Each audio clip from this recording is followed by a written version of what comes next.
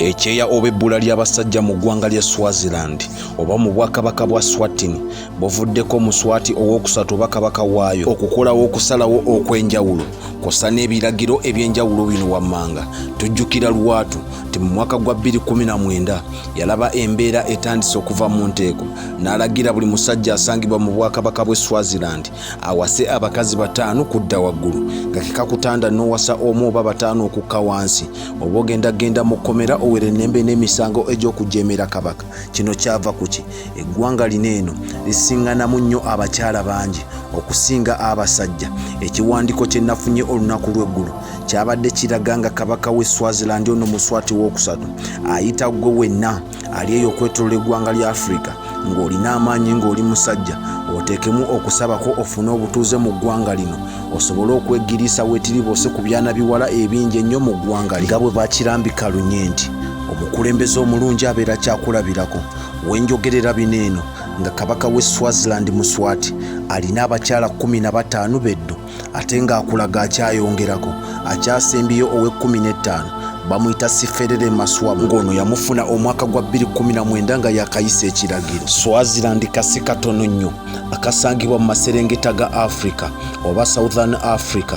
Akasi kaneeno mu mambuka gaago ng'ova ebuvanjuba eriyo ensi emanyikiddwa nga eya Mozambique, ate mu maserengeta gaago ng'ova ebugwanjuba osangayo ensi emanyikiddwa nga eya South Africa. Akasi kano kenkuletedde olunaku olwaleero akali mu bbula ly'abasajja kazimbibwa ku musingi gwa Bwakabaka obumanyikiddwa nga obwa Swati era gye buvuddeko kakyusa erinnya lyako okuva mu Swaziland ne katuumibwa The Republic of Eswatini. Era okusinziira ku bamanyi enkula n'ebyafaayo bya Ssengendo Nnabulamu ke kamu ku busi obusirikitu ennyo obusangibwa ku lukalu lw'omwana w'omuddu. Kalina ebibuga ebikulu 2 naye ng'ekisinga okuba ekikulu bakiyita Mbabane kw'ossa ne Lobamba era nga kino Mbabane kye kibuga ekisinga okuba ekinene mu kasi kaneeno.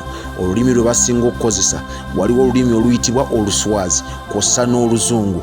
Amawanga agasingayo mu ggwanga lya Swaziland kuliko Abaswazi kw'okisa n'Abazungu. Akasi kaneeno okufuna obwetwaze bwako bwasooka ne bulangirirwa nga bwe bukaweereddwa ng'ennaku z'omwezi 6 omwezi ogwa Mutunda omwaka 1968 wabula oluvannyuma ennyo United Nations n'ebakakasa mu mwaka gwennyini ogwo gwa 1968 omwezi ogwa Mutunda ng'ennaku z'omwezi 24.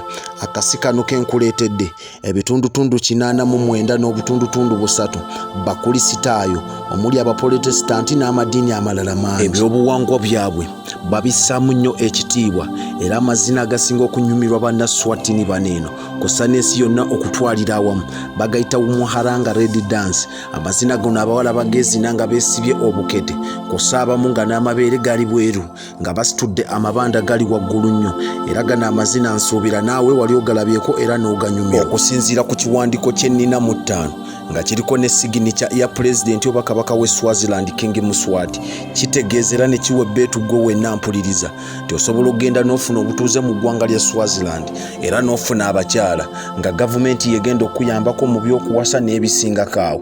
Era bino wembyogerera nga gwe wenna omwana wange ow'obulenzi abadde ali awo ng'onoonya byana biwala ebinyirira ng'amata tera oteekemu okusabako omwana tulekere eggwanga eryo tusiibule Uganda ebadde tufuukidde ekizibu. Wabula okusinziira ku kunoonyereza kwe nakoze okutonotono lwaki eggwanga lino lirimu abasajja batono nnyo.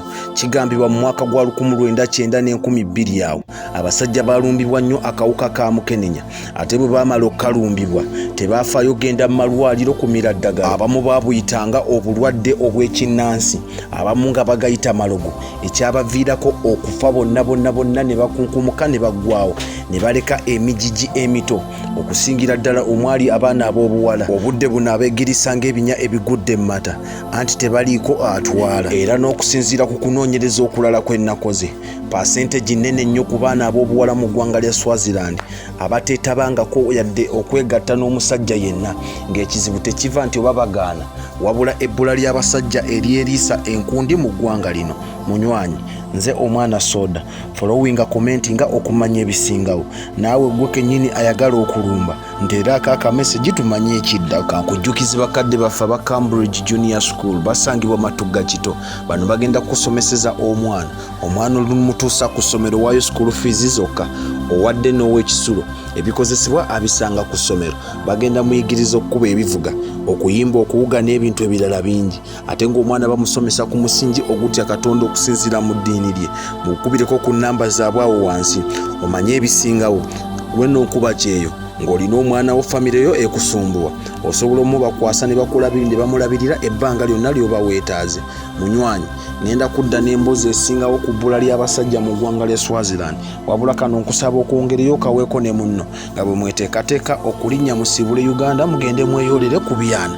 Mbadde omwana Soda. Mukama Katonda omulungi abankuumi.